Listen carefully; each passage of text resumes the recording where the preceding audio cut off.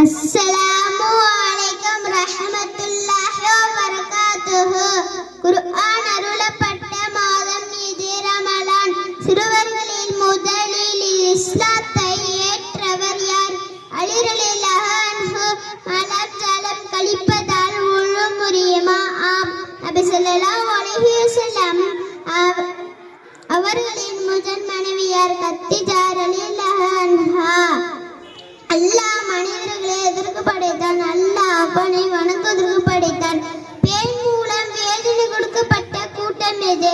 ஃபீரோனின் சமுதாயம். நபியின் தந்தை என்று அழைக்கப்படும் நபியார் இப்ராஹிம் அலைஹிஸ்ஸலாம் அவர்கள்.